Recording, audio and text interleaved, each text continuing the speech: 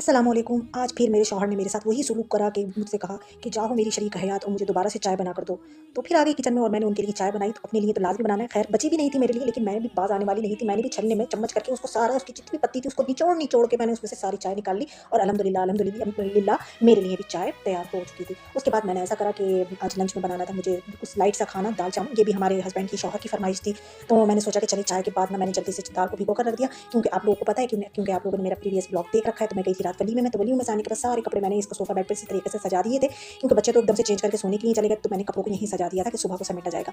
अब सुबह को उठे तो किचन में गए, किचन में इतना काम करा, मतलब ब्रेकफास्ट ही बनाया और देखिए किचन की हालत क्या हो रही है, मैसी हो गया बिल्कुल। और पूरा घर जो है ना मेरा तहस-नहस हो चुका है। मतलब एक तो रात को सो तो ब्लैंकेट और कंफर्टर ये सब खुल ही जाते हैं, और फिर वलीमे में गए थे तो उसके ऊपर से भी सब तहस-नहस था घर। तो खैर जल्दी से उठी, अपने मतलब कमर कसी और आ गई किचन में। सबसे पहले मैंने किचन को वाइंड अप करा। मैंने किचन को ज़रा वाइंड अप कर दूँ और दाल ज़रा चढ़ा देती हूँ मैं।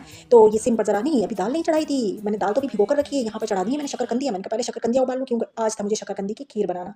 और ये घर में अगर कोई कुछ साज समाज का सामान रख लो ना, साजो-सामान सजाने के लिए, तो मैंने भी अपने घर में ये प्लांट रख रखा है, लेकिन उसके ऊपर अल्लाह तौबा ऐसी धूलें आ जाती हैं, जैसे कि कभी इसको साफ़ ही नहीं करा है, हर वक़्त इसके ऊपर धूल जो है चमकती रहती है। तो मैंने उसकी भी डस्टिंग कर दी अच्छे से, खूब रगड़-रगड़ के।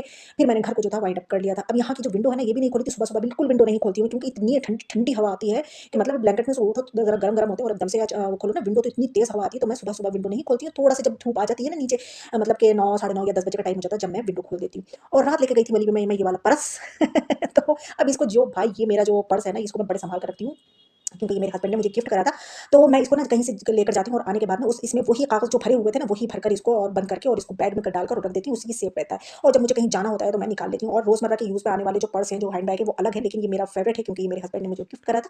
तो मैं इसको बड़ा सँभाल कर रखती हूँ। ये वाला रूम भी मैंने वाइंड अप कर लिया है। और ये जो है, ये मतलब ये देसी तरीका है कि दरवाज़ों पर जो है ना मोटे-मोटे कपड़े जो हैं वो हैंग कर लो, क्योंकि अचानक से कहीं जाना हो जाए, जल्दी से निकालो और पहन लो। और ये सब करते में देखिए मैंने क्या कांड करा। मैंने ना नमक खत्म हो गया था, तो नमक की जगह डब्बे में मैंने मैदा भर दी। ज़रा देखिए मेरी बातें, ज़रा मैंने क्या करा ये आज।